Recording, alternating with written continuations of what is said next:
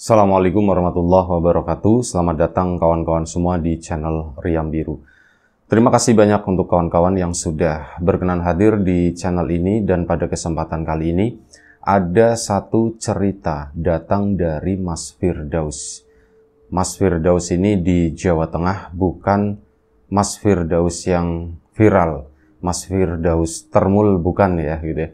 Ini Mas Firdaus yang berbeda. Mohon maaf, ini agak sedikit menceng-menceng. Nah, Mas Firdaus itu menceritakan tentang satu peristiwa horor yang belum lama terjadi.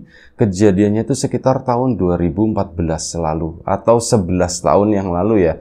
Udah lumayan cukup lama. Nah, jadi Mas Firdaus itu rumahnya deket dengan jembatan.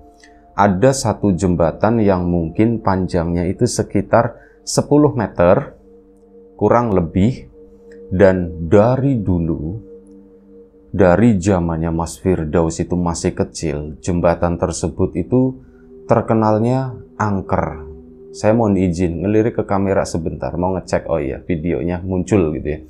Nah, Mas Firdaus ini dari kecil ini udah sering mendengar cerita-cerita dari para tetangganya, dari warga sekitar, kalau di jembatan ini rumahnya Mas Firdaus itu benar-benar di sebelah jembatan tersebut ya, di mana di lokasi tersebut itu cuman satu-satunya rumahnya sih Mas Firdaus tadi. Ada tetangga yang lain, cuman agak lumayan cukup jauh. Ini yang mepet sama kali ya, rumahnya sih itu tadi Mas Firdaus. Dari kecil itu sebenarnya cerita-cerita itu udah masuk gitu ya, dan itu merupakan kayak apa ya, disadari atau enggak, ini menjadi semacam teror buat Mas Firdaus dari kecil. Dia itu saat keluar jadi takut, mau kemana-mana begitu ya, pasti yang ditakuti aduh jembatan, padahal jembatannya itu di samping rumahnya sendiri ya. Dari dulu terkenal angker, dan memang ada, oh ya, jembatan tersebut itu disebutnya itu jembatan tali. Ada yang nyebut jembatan tali, sama ada yang nyebut jembatan uban. Jembatan tali di situ itu mengacu sama satu sosok yang biasanya identik dengan iket-iketan gitu ya, tali ya, itu pocong. Sama satu lagi itu jembatan uban, karena apa? Dulu itu sering terlihat ada seorang perempuan, ya nggak nenek-nenek juga katanya, cuman rambutnya itu putih semua, kayak udah ubanan semua. Makanya itu tadi sama orang-orang tua sebelum masaknya si Mas Firdaus tadi itu dinamain jembatan uban. Nah, bergeser nama tersebut jadi jembatan tali karena penampakannya itu seiring dengan perkembangan zaman gitu ya, itu beda. Jadi wujudnya itu seringnya pocong. Sama ada yang bilang, beberapa warga juga pernah melihat itu ada anak kecil di sana. Anak kecil kepalanya botak, tapi ya kalau dibilang tuyul itu kok terlalu gede gitu ya. Cuman ya begitulah, badannya itu putih semua, kepalanya botak, itu suka nongkrong di pembatas samping jembatan di situ. Kalau enggak itu seumpama ada warga yang lewat itu suka tiba-tiba seruntul nyebrang begitu aja. Nah, itulah gambaran mengenai jembatan pocong, jembatan tali atau jembatan uban tersebut. Hal itu kan tentu saja dari zaman ke zaman, dari zamannya Mas Firdaus kecil aja itu udah jembatan uban gitu ya, waktu itu masih jembatan uban. Seiring berjalannya waktu, Mas Firdaus sendiri itu lahir tahun 80-an akhir, itu masih pakai terkenalnya jembatan uban. Nah, makin kesini bergeser namanya, itu di tahun 2000-an mulai berganti jadi jembatan tali. Nggak ada nama resminya, cuman itu nama dari warga sekitar doang. Jadi pada saat itu, sebelum-sebelumnya sih kehidupan normal ya. Mas Firdaus sendiri sebagai orang yang hidup atau tinggal di sebelah jembatan itu memang nggak pernah mengalami apapun, nggak pernah ketemu atau melihat sosok-sosok yang ditakutkan atau sosok-sosok yang diceritakan oleh para warga sebelumnya. Kehidupan normal, takut mah takut sendiri aja gitu ya. Kalau pengalaman itu nggak ada sama sekali. Cuman ketakutan-ketakutan gitu aja. Dan sampai akhirnya tahun 2014 jembatan itu direnovasi. Karena memang kondisinya itu udah usang.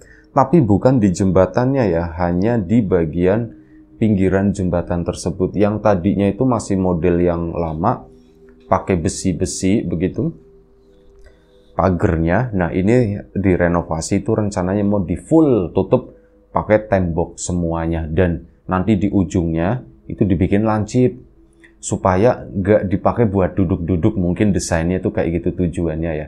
Nah akhirnya kan apa, mau direnovasi ya, warga juga tahu dan lumayan cukup rame juga. Renovasi itu pun ya memakan waktu yang lumayan cukup lama, adalah sekitar 10 hari waktu itu. Dan selama 10 hari tersebut ini ada kejadian. Di awal-awal itu ada yang bilang, yang ngomong ke ini ya, yang pengembangnya, kontraktornya yang nangani proyek tersebut, "Mas, Pak," gitu, "di sini tuh jembatannya tuh angker," terutama orang-orang yang udah tua ya. "Di sini tuh jembatannya angker, Pak. Sampean kayak gitu, mau kayak gitu, mbok yo poyan-poyan, izin-izin dulu," gitu kata si orang tua tersebut. Si pengembang itu ya cuman, iya cuman begitu doang, kayak ngegampangin lah. Tapi warga pun ya sama gitu ya, "Saya izin-izin apa orang kayak gini," gitu ya, cuman bongkar toh dibenerin lagi, bukannya mau diilangin atau bagaimana. Dan ternyata bener. Waktu kejadian awal, saat lagi mengerjakan hal tersebut, lagi mengerjakan itu, proyek jembatan itu, di hari kedua ada sebuah kecelakaan. Meskipun kecelakaannya itu sebenarnya parah, tapi efeknya orangnya nggak terlalu ini gitu ya. Nah ini air, kebetulan jembatan itu, air itu lagi lumayan cukup ada, mungkin sekitar 1 meter lah. Di tempatnya Mas Firdaus sendiri nggak hujan, mungkin hujan entah dari mana gitu. Mas Firdaus nggak menyebutkan lokasinya di mana soalnya. Itu mungkin dari daerah mana, hujan kiriman. Jadi air lagi naik sekitar 1 meter. Pekerja di atas taktuk-taktuk mulai mengerjakan itu, mulai ngebongkar gitu kan. Nah saat lagi ngebongkar tersebut di hari kedua itu, siang hari, tengah hari, sekitar jam 12 kurang. Ini memang, "Yo istirahat dulu, istirahat." Udah ada yang ngomong seperti itu. Beberapa warga juga ikut bantuin di sana ya, proyekan lah gitu. Nah ini bilang, "Yo istirahat, istirahat, istirahat," seperti itu. Ya iya bentar, cuma nanggung gitu kata salah satu itu. Dan bener aja kejadian, si orang itu kepleset ke bawah, jebleng gitu, jatuh ke air. Ya ribut kan, jatuh. Orang itu nggak bisa berenang. Cuman untungnya itu apa? Airnya itu cuma 1 meter, jatuhnya tuh begini, piak. Ya yang ada badan sakit semua, cuman untungnya nggak tenggelam. Sempat keseret air sana, dikejar-kejar sama warga kan. Sampai warga pun pada turun, ya sempat berhenti juga orangnya pegangan inilah vegetasi atau tanaman yang ada di sekitar sungai itu yang kebetulan jatuh gitu ya. Lumayan menghambat, akhirnya kekejar, akhirnya ketangkep. Untung orangnya ndak apa-apa, ya memang ada beberapa sobek di luka gitu ya, maksudnya ada beberapa luka di bagian kaki, cuman itu gak mengganggu kerja, tapi ya itulah kayak dijadikan pelajaran. Nah semenjak saat itu, para pekerja mulai hati-hati dan boleh dibilang kayak mulai menjaga omongan lah, nggak kayak sebelumnya itu kan kayak dibikin alah gitulah, kayak digampangin ya. Kali ini tuh lebih serius, bekerja pun kayak gitu hati-hati dan sebagainya. Singkat cerita, hari itu selesai dan ini kan mulai dibongkar-bongkar begitu kan. Nah hari ketiganya ini udah bener-bener habis semua, samping kanan kiri cuman udah dikasih pembatas-pembatas bambu semacam itu untuk sekaligus penyangga betonannya gitu. Teknisnya narator sendiri nggak tahu seperti apa, cuman yang narator bayangkan prosesnya seperti itu. Nah akhirnya dibikinin papan, bambu-bambu di samping untuk keamanan dan sebagainya. Nah itu di hari ketiga, malam hari keempat nggak ada kejadian apapun, semua berjalan dengan normal, bekerja. Malam keempat, kan sepi itu. Warga udah bosan ngeliatin proyek itu. Dari pertama sih pada nontonin, tapi makin kesini makin bosan. Sepi juga malam hari kan. Akhirnya sudah. Malam hari itu sepi, si Mas Firdaus, dia itu lagi baca buku majalah gitu ya. Majalah-majalah anak-anak, dan dia itu lagi baca di ruang tamu. Waktu itu masih lumayan cukup sore, sekitar jam 8:30. Dia lagi baca-baca begitu kan. Nah, tiba-tiba Mas Firdaus itu mendengar kayak ada orang mondar-mandir di depan rumahnya di situ. Dek dek dek dek dek gitu. Dek dek dek dek dek. Kayak orang lari lebih tepatnya. Cuman kok bolak-balik terus. Mas Firdaus, siapa sih ya gitu. Dia pun nggak berpikir kalau itu tuh apa. Dipikirnya tuh orang. Barangkali orang yang kerja itu kali ya. Orang yang ngerjain jembatan itu. Kok, oh ya, para pekerja tersebut kebetulan memang orang-orang jauh dan dibikinin rumah bedeng di sana. Di salah satu sisi itu kan memang sekitaran jembatan itu tuh kosong, belum dibangun. Kecuali rumahnya Mas Firdaus itu yang di sampingnya. Tetangganya Mas Firdaus sendiri lumayan cukup jauh. Itu yang sisi depannya lumayan cukup jauh, sama sebelah kanan sana itu juga jauh juga. Nah, itu ada tanah kosong, dibikinin rumah bedeng di sana. Ya pikirnya Mas Firdaus, oh mungkin itu kali ya bapak-bapak yang lagi bekerja di sana. Jadi dia pun tetap baca, cuman kok dakduk terus ya. Apa sih ya, kok dakduk kayak gitu. Mas Firdaus pun nengokin. Dia bangun dari tempat tidur. Dari tempat duduknya ke sana buka gorden. Loh, ternyata itu apa? Pocong. Pocong tuh lagi lompat-lompat. Dek dek dek dek dek dek. Itu cepet banget, mirip kayak orang lari katanya. Ya di situ teriak-teriak lah si Mas Firdaus, ketakutan, bapak gitu. Teriak-teriak tapi nggak kemana-mana, tetap di situ aja, cuma teriak-teriak sendiri. Bapaknya kan kesini, kenapa? Pak, di luar, kata si Mas Firdaus. Di luar, kenapa di luar? Wah, nangis dulu, nggak menjelaskan apapun. Akhirnya dibawa masuk sama bapak kan, ditenangin. Kenapa, Dos? Kamu kenapa? Pak, di luar ada pocong, Pak, kata si itu. Wah, pocong. Pocongnya siapa? Ya, aku nggak tahu, Pak. Itu pocong beneran, Pak. Itu yang di jembatan kali, Pak. Rumahnya dirusak. Jadi jalan-jalan ke sini, kata si Mas Firdausnya. Bapak pun, sudah tenang, udah, nggak apa-apa. Nah, si bapak mungkin mau menenangkan Mas Firdaus sekali ya, supaya udah, nggak ada apa-apa, kamu percaya aja, intinya begitu. Mas Firdaus sama ibunya, bapak itu coba bentar, mana coba tak cek, kata si bapak itu begitu. Dicek ke sana, ke depan, baru buka pintu, drep, bapak itu masuk lagi. Bapak itu kayak orang ketakutan waktu itu.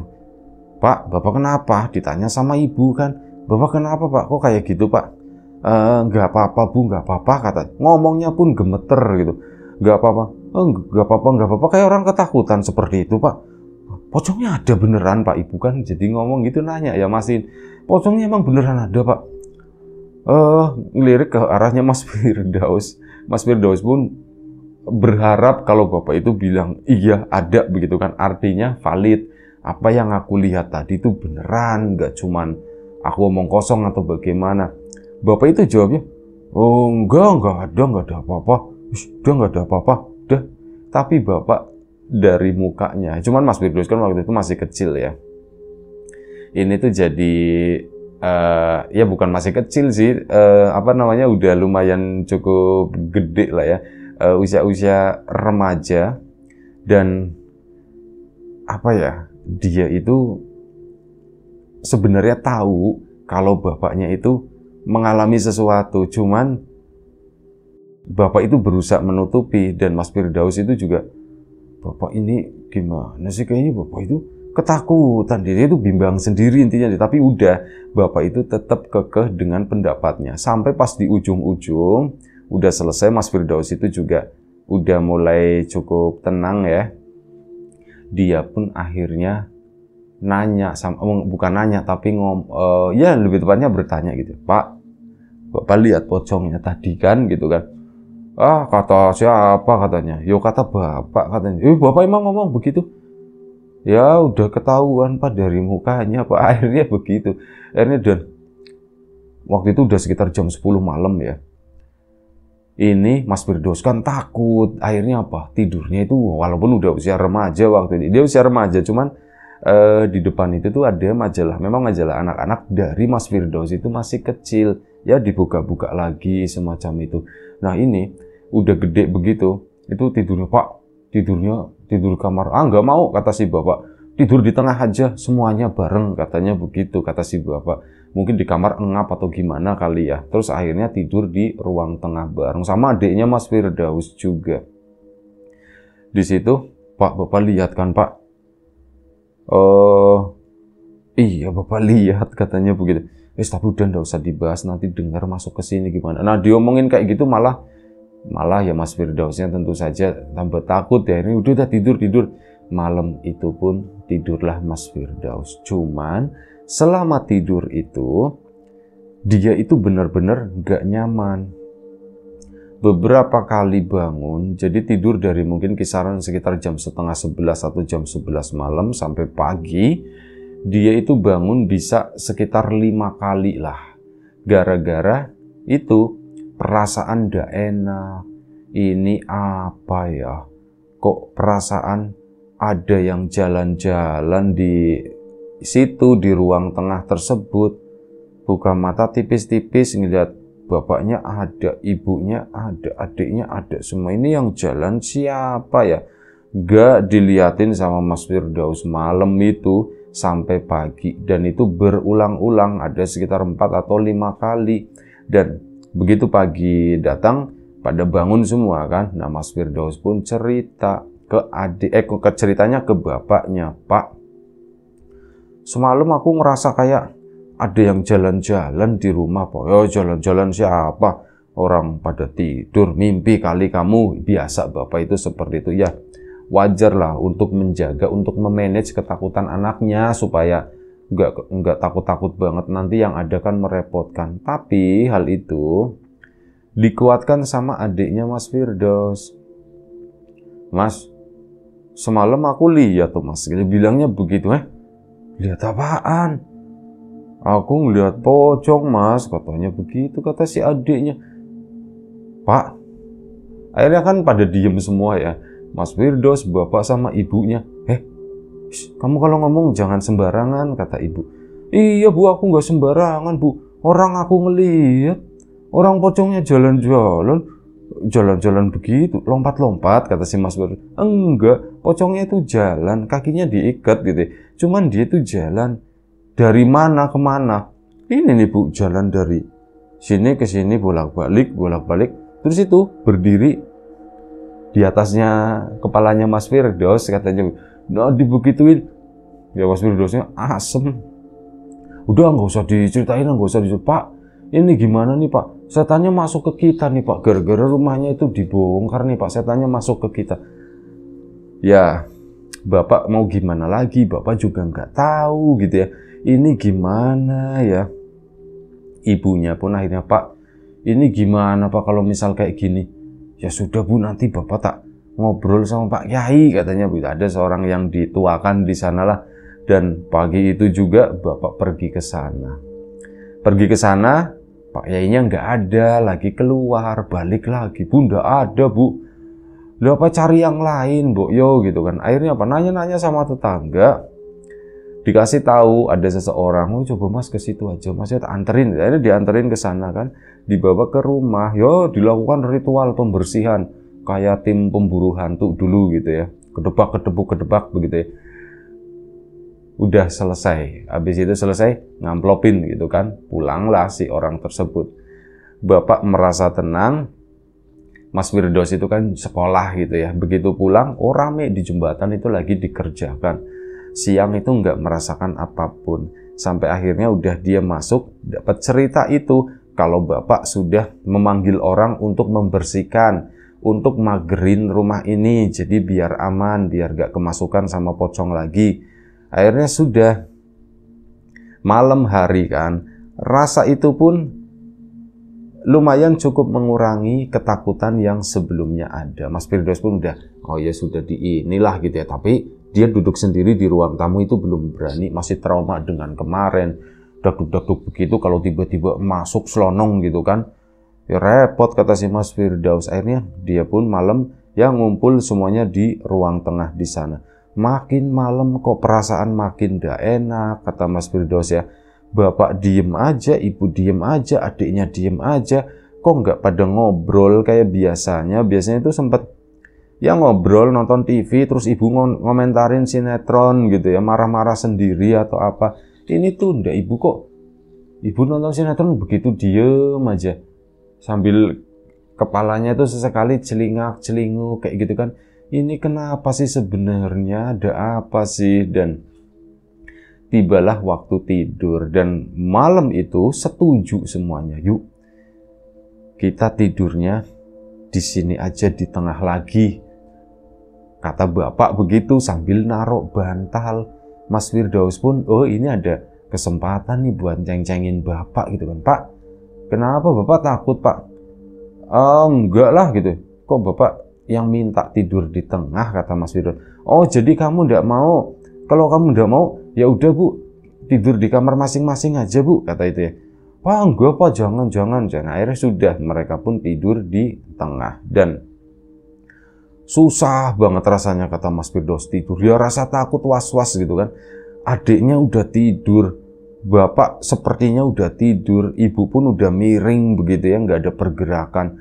Waduh, ini udah pada tidur semuanya. Aku belum, cuman aku doang ini yang masih melek, gulang-guling kanan kiri begitu kan. Sampai akhirnya Mas Firdaus pun tertidur. Tep, sebentar, jam 12 malam itu terbangun gara-gara dia itu mendengar kayak ada semacam pohon yang perkatak-perkatak gitu, yang tumbang gitu di samping rumah. Bapak pun ikut bangun. Pak, itu apa pak? Nggak tahu, pohon tumbang kali, kata si bapak. Oh tumbang ya pak, udah tidur lagi, kata bapak begitu. Akhirnya sudah, Mas Firdaus pun coba tidur lagi, cuman aneh, bapak itu udah ngorok-ngorok tipis gitu kan, sementara Mas Firdaus itu belum bisa tidur. Dia karena apa? Keganggu suara kreat, itu di samping rumah. Nah di samping rumahnya Mas Firdaus itu ada pohon jambu klutuk. Ini antara rumah jambu klutuk, kesananya itu udah sungai. Ini sepertinya suaranya itu dari situ, dari pohon jambu klutuk tadi. Kreat. Itu suara apa ya? Pak, dipanggil kan, bapaknya ndak bangun.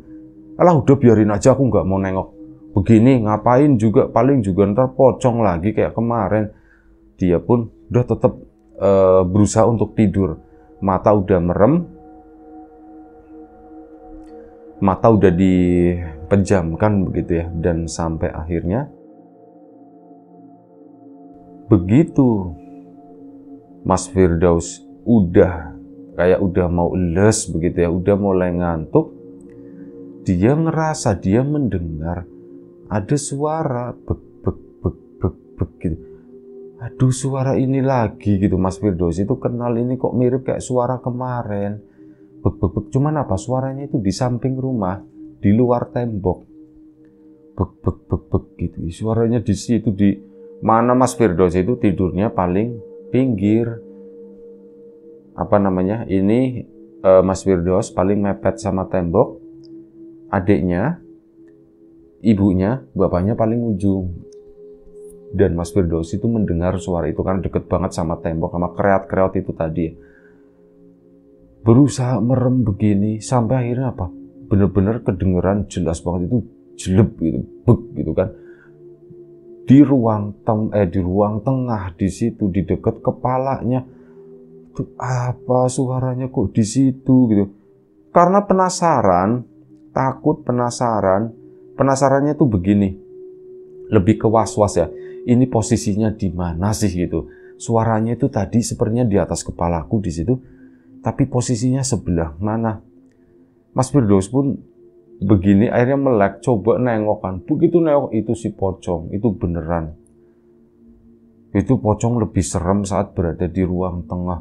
Pocongnya itu udah bosok banget, udah kotor banget kata si Mas Firdaus. Bener-bener kotor, udah coklat semuanya.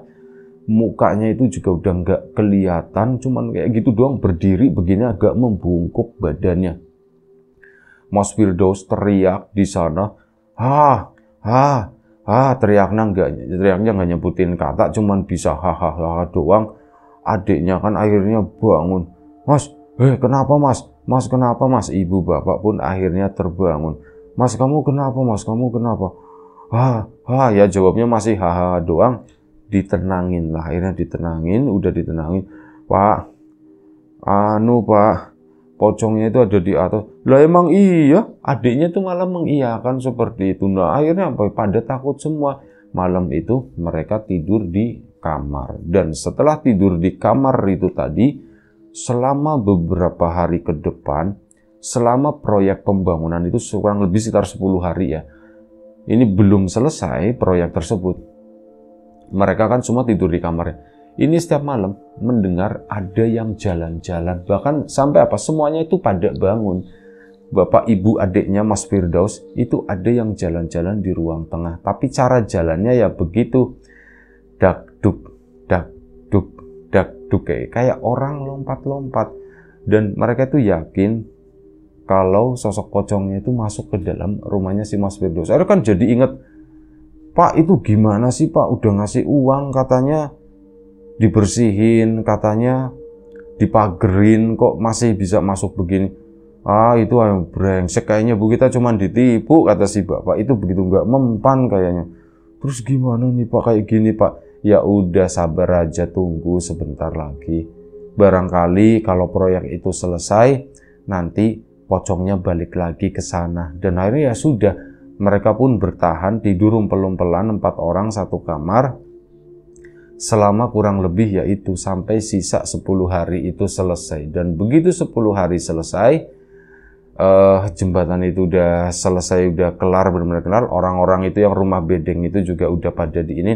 Sebenarnya ada cerita juga dari rumah bedeng itu ya, kasusnya itu mirip-mirip seperti itu. Cuman yang di rumah itu lebih banyak digangguin sama yang sosok anak kecil. Kalau sosok yang ubanan itu nggak tahu, nggak ada kabar. Nah ini setelah 10 hari itu tadi selesai, beneran malam mereka tidur nggak sampai 10 hari ya, sampai 12 hari. Karena 2 malam itu dirasa udah normal, mungkin udah balik lagi ke sana, nggak ada yang jalan-jalan.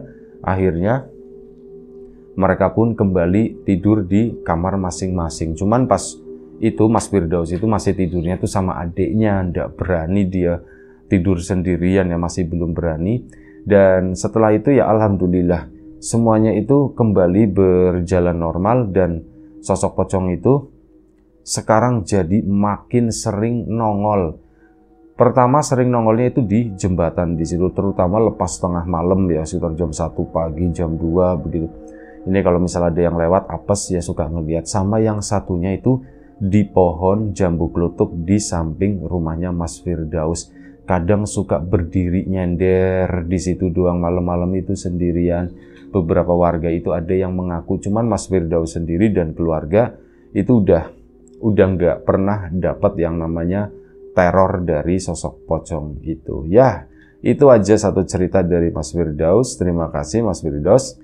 Kawan-kawan di rumah juga terima kasih banyak atas support dan dukungannya apapun itu. Kawan-kawan subscriber, kawan-kawan membership, kawan-kawan yang udah kasih support dalam bentuk super thanks ke Riam Biru. Terima kasih banyak. Kawan-kawan yang udah ngasih like, udah nge-share ke yang lainnya. Kawan-kawan yang udah ninggalin komentar juga terima kasih banyak. Kawan-kawan yang sudah memesan bawang gorengnya Wiji tentu saja terima kasih banyak. Kawan-kawan yang belum memesan ditunggu pesanannya. Yang sudah mampir di channel Lapak Horor juga tentu saja terima kasih atas dukungannya. Doa terbaik dari kami untuk kawan-kawan, semoga selalu diberi kemudahan dalam hal apapun, termasuk kemudahan dalam hal rezeki. Yang sakit segera diberi kesembuhan, yang sehat tetap dijaga kesehatannya. Sampai jumpa di episode selanjutnya Riam Biru, jaga kesehatan kawan-kawan semuanya. Assalamualaikum warahmatullahi wabarakatuh.